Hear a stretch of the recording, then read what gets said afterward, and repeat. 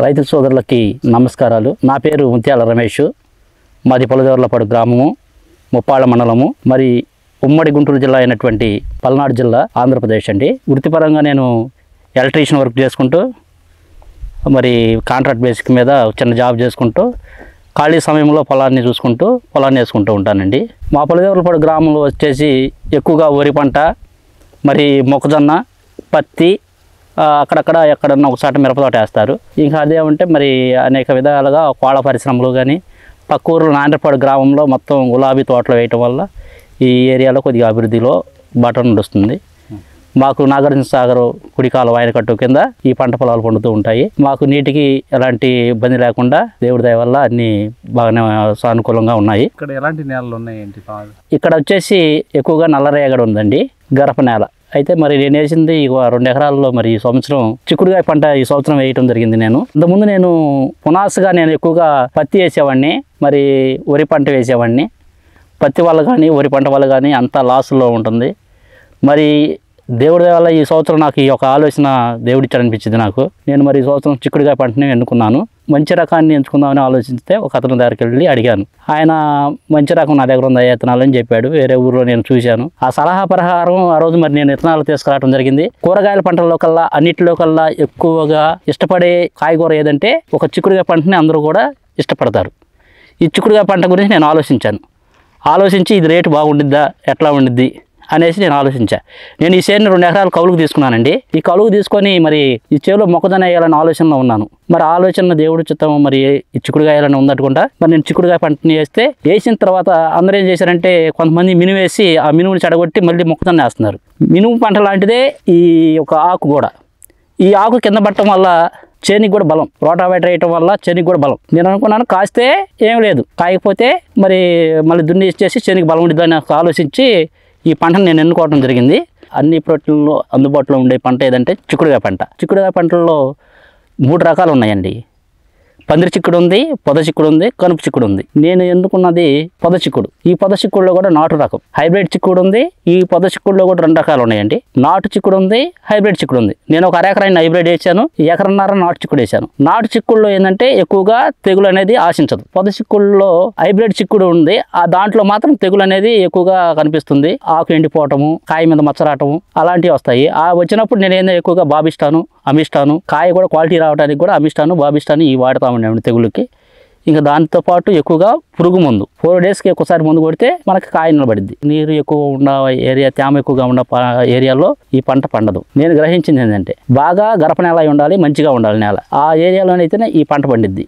నేను వేసింది కొద్దిగా అటు ఇటుగా మరి గరప నేల అయినప్పుడు కూడా నేను చేరు నెమ్ము రాకుండా మరి చుట్టూ కాలాలు తీపిచ్చాను. వర్షం వల్ల కొద్దిగా నాకు ఫస్ట్లో లాస్ అనిపించింది. ఎప్పుడు యథాస్థితిలాగా పూత రాయటం, కాయ రాయటం అసలు ఇంక లేదు అనుకున్నా. చేనుని తీసేద్దాం అనుకున్నా. కానీ దేవుడి దయ వల్ల మళ్ళీ నా చేను మళ్ళీ విస్తారంగా దేవుడు మళ్ళీ నాకు పంటనిచ్చాడు. ఈ సంవత్సరం నేను దాదాపు 1 టన్ను దాకా కాయలు కోయడం జరిగింది. 1 టన్ను కోసి 2 ఎకరాల మీద ఎక్కువే కోయాలి లెక్క అయితే. టన్ను కోసాను. ఇప్పుడు మంచి మార్కెట్లో మంచి ధర ఉంది. ఆ ధరకు తగ్గట్టే మరి కాయ కూడా ఈ సంవత్సరం నేను చిక్కుడు తోటకు వచ్చేసి ఒక 60,000 దాకా ఖర్చు పెట్టానండి. 60,000 దాకా ఖర్చు పెడితే ఇప్పుడు ఒక 80,000 దాకా వచ్చింది. 80-70,000 దాకా 90,000 దాకా వచ్చింది. ఆ 90,000 దాకా వస్తే నేను మరి కూలోళ్ళకి అయిపోగా ఇప్పుడు నేను బ్యాలెన్స్లో అటు ఇటుగా బ్యాలెన్స్లో ఉన్నానండి పొలానికి పెట్టిన పెట్టుబడి. కానీ ఈ 2025 సంవత్సరంలో గమనిస్తే మనం మే నెలలో ఎక్కువగా రోహిణి కార్తీక సమయంలో మే నెల 25 దాకా బాగా జూన్ మాసంలో వర్షాలు కొద్దిగా ఆగిపోయినప్పుడు మరి లైట్గా వర్షాలు పడ్డప్పుడు నేను మరి జూన్ 15వ తారీఖున మరి చేను బాగు చేసి 2 సార్లు గొర్రుదోలి 3 సార్లు గొర్రుదోలి నాటడం జరిగింది. విత్తనాలు నాటడం జరిగింది. విత్తనం కూడా అడుగడుక్కి విత్తనం నాటాను. అడుగున్నర 18 అంగణాలు బోధి పెట్టేసి బోధి వేసాను అనమాట. ట్రాక్టర్తోనే బోధి వేసి ఆ బోధి ద్వారా మరి విత్తనాలు నాటి నీళ్లు పెట్టాను. నీళ్ళు కూడా పెట్టలేదు, వర్షం పడది. ఇంకా ఆ వర్షంతోనే నేను నీళ్ళు కూడా ఇంతవరకు చేనికి నీళ్ళు పెట్టింది కూడా లేదు. తర్వాత ఈ సంవత్సరం మరి ఎక్కువగా వర్షాలు ఉండడం వల్ల మరి చేను కొద్దిగా ఫస్ట్లో కాయ వచ్చింది, బాగా పూత వచ్చింది, అన్నీ వచ్చినాయి. మరి వర్షాల వల్ల నేను కాయ కూడా కొద్దిగా వదిలేసాను. లాస్ట్కి ఆ కాయ కూడా నలుపు వచ్చేసింది. ఇంకా దాన్ని వదిలేసి మళ్ళీ కోసాను. సో మళ్ళీ ఆ కాయ పోయిన తర్వాత మళ్ళీ చిగురు వచ్చింది అనమాట. ఈ సంవత్సరం మరి అక్టోబర్ నెలలో కూడా 25-26 తారీఖుల దాకా కూడా వర్షాలు పడ్డాయి. తొలి కోత 2వ కోతకు మాత్రం నాకు డబ్బులు వచ్చినాయి, ఖర్చులు వచ్చేసినాయి. ఇప్పుడు మరి నేను కోసేది ఇప్పుడు 3వ కోత అనమాట. 3వ కోత స్టార్ట్ చేసినప్పటి నుంచి మరి ఇప్పుడు వర్షాలు ఆగిపోయినాయి.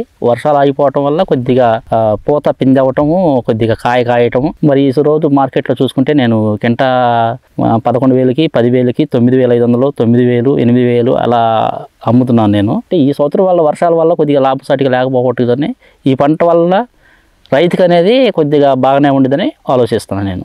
చిక్కుడు సాగు విధానం ఎలా ఉండేదంటే, నేను జూన్ 15 నాటాను, జూలై 15, ఆగస్టు 15 కల్లా నాకు ఆల్రెడీ చేలో పూత వచ్చింది. 55 రోజులకి కాయ ఏర్పడటం జరిగింది, పిండి అవ్వటం జరిగింది. 60 రోజులకి నేను కాయ ఒకసారి ఒక కోత కోయటం జరిగింది. ఎక్కువగా ఏంటంటే చేలో పురుగు అనేది ఉండిద్ది. ఆ పురుగుకి మనం ముందు కొట్టుకుంటా ఉండాలి. నేను ఎక్కువగా రీమాను, పొక్లేను, అదాని కంపెనీ వాళ్ళది కొట్టాను ముందు. ఇక మరి అనేకమైన పురుగు మందులు మరి నేను వాడటం జరుగుతుంది. అన్ని పంటల్లో కల్లా ఈ పంటే బాగుంది అని అనిపించేటట్టు నాకు నా మనసులో అనిపించింది. నెక్స్ట్ ఇయర్ కూడా ఇలాగే వేయాలని నేను ఆలోచిస్తున్నాను.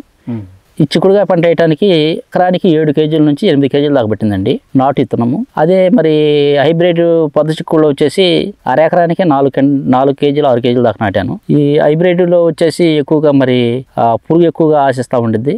నాటు చిక్కుడులో పురుగు కూడా కొద్ది తక్కువగా ఉండిద్ది. పూత నుంచి పిందె రావడానికి 10 రోజులు పట్టిద్ది, పిందె కాయ అవడానికి 10 రోజులు పట్టిద్ది, ఏదైనా 20 రోజుల దాకా పట్టిద్ది. ఎక్కువగా మనం ఏం చేయాలంటే, నేను 2 ఎకరాలకి 2 DAP కట్టలు, ఒక నత్రజని కట్ట వేసానండి. పైన స్పేర్ మందులే నేను ఎక్కువగా బలానికి వాడుతున్నాను. 319 వాడటం జరిగింది. అలాగే మ్యాక్స్ అనేది మందు కూడా వాడటం జరిగింది. ఇంకా డార్మిన్ అని నాగార్జున కంపెనీ నుంచి ఒక బలం మందు ఎక్కువగా వాడటం జరిగింది. పూత రావడానికి, పిండి రావడానికి ఏదైనా మెత్తట మందులనే వాడటం జరిగింది. పొడి రూపంలో, ద్రావకం రూపంలో స్పేర్ చేయటం వల్ల మరి పూత కాయ బలాన్ని కూడా ఇవ్వటం జరిగింది. విత్తనం ఖర్చు వచ్చేసి ఎకరానికి 6 కేజీలు పట్టిందండి. 6 కేజీలు కూడా 3600 అయింది. 3600 ప్లస్ నాటినందుకు 1200. మరి నేను వ్యవసాయం చేసినందుకు కానీ వీటికి కానీ మొత్తం నాకు ఖర్చు వచ్చేసి 2 ఎకరాల మీద 65,000 దాకా, 65,000 పైన అయినాయి నాకు ఖర్చులు. మరి నాకు 10 టన్నులు, 1 టన్ను దాకా నేను అమ్మాను. మొత్తం మీద 1,00,000 రూపాయలు, 80,000 ఆ మధ్యలో నాకు అమౌంట్ రావడం జరిగింది. మామూలుగా అయితే ఈ చిక్కుళ్ళలో ఎకరానికి వచ్చేసి 3 టన్నులు, 4 టన్నులు అలా అవుతాయి. నేను మరి 2 ఎకరాల మీద 1 టన్నే కోసాను. ఎకరానికంటే 6 టన్నులు లెక్క అయితే 6 టన్నుల దాకా రావాలి, 6-7 టన్నుల దాకా రావాలి. ప్రజెంట్ అయితే 1 టన్ను కోసాను, 10 క్వింటాలు కోసి ఉంటాను, 10 క్వింటాల పైన కోసానేమో. ఇప్పుడు వస్తున్న కాయ ఎక్కువగా నాకు బరువు కూడా రావడం జరుగుతుంది. వర్షాలు తగ్గడం వల్ల దిగుబడి కూడా ఇప్పుడు బాగానే ఉంది. కోత వచ్చేసి నేను ఒక వారానికి 2 సార్లు కోపిస్తానండి, లేకపోతే వారానికి ఒకసారి కోపిస్తాను. ఆ వారానికి కోపించినప్పుడు ఎకరానికి వచ్చేసి 6 నుంచి 8 మంది దాకా పడతారు, 10 మంది దాకా పడతారు. ఆ 10 మంది వచ్చేసి రోజుకి నేను ఉదయం పిలిచారంటే 11 గంటల వరకు 100 రూపాయలు ఇస్తున్నాను.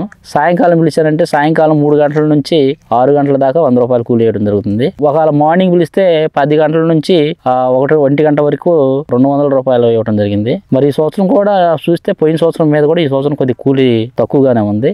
వర్షాల వల్ల ఈ సంవత్సరం పత్తి పంటలు పోవటం, మరి దానివల్లే మరి నాకు కొద్దిగా కూలి తగ్గింది. దాన్ని తగ్గట్టే ఇంకా ఇప్పుడున్న సిచ్యువేషన్ బట్టి అన్ని పంటల్లో కల్లా చిక్కుడుకాయ పంటే నయం అనిపించింది నాకైతే. నేను పత్తి వేసాను, పత్తిలో కూడా లాస్ అయ్యి ఉన్నాను. కానీ చిక్కుడులో మరి ఇప్పటి వరకు నేను వేసిన దాంట్లో లాస్ ఏం లేదు. నేను ఏదైనా ఈ జనవరి నెల దాకా నేను ఉంచుదామని ఆలోచనలో ఉన్నాను. జనవరి తర్వాత దాళవ అయితే దాళవ, లేకపోతే మొక్కజొన్న వేద్దామని నేను ఆలోచనలో ఉన్నాను. ఇదైతే కాయ కోసే కొంది పూతనే ఉండిద్ది. ఆ గెల అనేది ఎండిపోకుండా చూసుకోవాలి. మనం మందులు కొట్టుకుంటా గెలకు మరి పూత పోయినామంటే, మళ్ళీ పూత పోయినామంటే, కాయ కోసినామంటే మళ్ళీ పూత అనేది ఏర్పడిద్ది అనమాట. అదొకటి మనం గమనించుకోవాలి రైతు సోదరులు. నా పొలంలో చూస్తే ఎక్కువగా మరి కలుపు ఎక్కువగా ఉంది. మరి నేనైతే కలుపు మందు వాడలేదు. కలుపు 2 సార్లు కలుపు తీపిచ్చాను. ఈ వర్షాలు ఎక్కువ ఉండటం వల్ల ఈ కలుపు ఎక్కువగా ఉంది. తుంగ కానీ, ఇక గాబేరు లాంటిది, పిచ్చాకు కానీ అవి ఉన్నాయి. అదాని కంపెనీ వాళ్ళది సాకెట్ అనే మందు వచ్చిందంట. దాన్ని ఏమని మరి నాకు ఇత్తనం ఇచ్చిన గురువు గారు నాకు తెలియపరిచాడు. ఆ మందుని వేద్దామనే ఆలోచనలో ఉన్నాను. ఈ సంవత్సరం మరి వర్షాలు ఎక్కువ వల్ల ఈ చేలో ఈ కలుపు ఎక్కువగా ఉంది. ఈ కలుపు అయితే 99% ఎక్కువగా కలుపు ఉండకూడదు. చిక్కుడు తోట అంటే కలుపు ఎక్కువగా ఉండకూడదు. ఎందుకంటే కలుపు ఉండటం వల్ల పురుగు ఎక్కువగా వస్తుంది. ఆ కలుపును కూడా మనం అరికట్టేస్తే మనం ఈ చిక్కుడు తోటలో ముందు సక్సెస్ అవడానికి కాండ నాణ్యత, దిగుబడి కూడా ఎక్కువగా వచ్చింది. కాయ సైజు కూడా పెరిగిద్ది అనమాట. కలుపు ఉండటం వల్ల మనం పెట్టిన బలాన్ని మొత్తం ఆ కలుపే తింటుంది కాబట్టి అది ఒకటి గమనించుకోవాలని రైతు సోదరులకు నేను విజ్ఞప్తి చేస్తున్నాను. దాన్ని మార్కెటింగ్ చేసుకునే విధానం కూడా మనకు తెలియాలి. మనకు సతనపల్లి మార్కెట్, లేకపోతే నేను ఎక్కువగా సతనపల్లి మార్కెట్, లేకపోతే కాజా మార్కెట్, గుంటూరు మార్కెట్కి వెళ్ళటం వల్ల మరి విజయవాడ మార్కెట్కి వెళ్తూ ఉంటాయి ఇవి కాయలు. ఇక్కడైతే కొద్దిగా మరి పల్లెటూరులో ఏంటంటే ఈ కాయ 100 రూపాయలు, 120 రూపాయలు పెట్టి కొనాలంటే కొంచెం తక్కువగా ఆశిస్తున్నారు. అంటే తీసుకెళ్తున్నారు కానీ ఇంటికాడికి వచ్చి నేను ఎక్కువగా వాసనలో 80 రూపాయలు, 90 రూపాయలు, 100 రూపాయలకు అమ్ముతున్నాను. మన పల్లెటూరులో ఎక్కువగా ఏంటంటే ఈ చిక్కుడుగాయని అంతగా ఇష్టపడరు. టౌన్ వాళ్ళు కూడా ఎక్కువగా ఇష్టపడతారు. పప్పు చిక్కుళ్ళు కాబట్టి దీంట్లో ఎక్కువగా అధిక ప్రోటీన్స్ ఉంటాయి కాబట్టి ఈ పల్లెటూరులో ఉన్న వ్యక్తులకి ఏంటంటే తెలియదు కాబట్టి ఈ చిక్కుడుకాయ యొక్క వాల్యూ ఎక్కువగా టౌన్లోకి నేను మార్కెట్కి వేయటం జరుగుతుంది. ఈ ఇళ్ళ దగ్గర అమ్మితే అంత రేటా ఇంత రేటా అని అంటున్నారు. అది వాళ్ళకి ఇష్టమై వాళ్ళు వస్తే నేను ఇస్తున్నాను, లేకపోతే నేను మార్కెట్కి వేస్తున్నాను. నాకు అందరూ 10,000 కింటా వేస్తే వాళ్ళకి 10% నేను ఇస్తాను. నాకు 9,000 అలా ఇస్తున్నారు కింటాకి. ఇలా జరుగుతుంది మార్కెట్. నేను మార్కెట్ ఎక్కువగా ఏంటంటే మార్కెట్లోనే నేను సేల్ చేయడం జరుగుతుంది. మా గ్రామంలో చూస్తే చిక్కుడుగా పంట వేసిన వాళ్ళు నేను ఇంకొకసారి వేసాము. మరి సార్ అయితే చిక్కుడుగా పంటను ఫస్ట్ వర్షాలకి బాగా విపరీతమైన వర్షాలు రావడం వల్ల పురుగు ఎక్కువగా ఆశించింది. అందువల్ల సార్ ఏం చేశాడంటే ఆ పురుగు మందు కొట్టలేక మరి అది ఆ చేను కూడా పాడైపోయింది. అందుకని నేను తీసేస్తున్నానని తీసేసాడు సార్. నేనైతే కొద్దిగా పురుగు మందుని మరి కొడతానే ఉన్నాను, పురుగు మందుని ఆపకుండా కొడతానే ఉన్నాను. మొత్తం మీద 3 ఎకరాలే వేసాము. ఈ ఎక్కువగా నల్లరేగడి కన్నా కూడా ఎర్ర నేలలో అయితే ఎక్కువ దిగుబడి ఉంది. ఎకరానికి 1,50,000 2 లక్షల నుంచి పెట్టుబడి పోనే 1,50,000 దాకా మిగులుతాయని మరి ఈ విత్తనం ఇచ్చిన ఆయన నాకు చెప్పాడు. అలాగే వస్తాయి కూడా. ఈ పంట వల్ల అధిక లాభాలు ఉన్నాయి. అందరూ కూడా కూరగాయ పంట వేయలేకపోతున్నారు. ఎక్కువగా వరి పంట, అలాగే మొక్కజొన్న, మరి పత్తి, మిరప వీటి మీద ఎక్కువగా మొగ్గు చూపిస్తున్నారు. కానీ కూరగాయలు నిత్యావసర సరుకులు కాబట్టి కూరగాయ అనేది ఆ కూరగాయని పండిస్తే మంచి లాభాలలో ఉండిద్ది. ఆ చిక్కుడు తోటలలో కూడా కూలీల సమస్య ఎక్కువగా ఉండిద్ది. ఆ కూలీల సమస్యను మనం అరికడితే అన్ని విషయాల్లోనూ అధిక లాభాల్లోనే ఉండిద్దని నేను ఆశిస్తున్నాను. ఆశాజనకంగా ఉన్నది నేను ఆశిస్తున్నాను.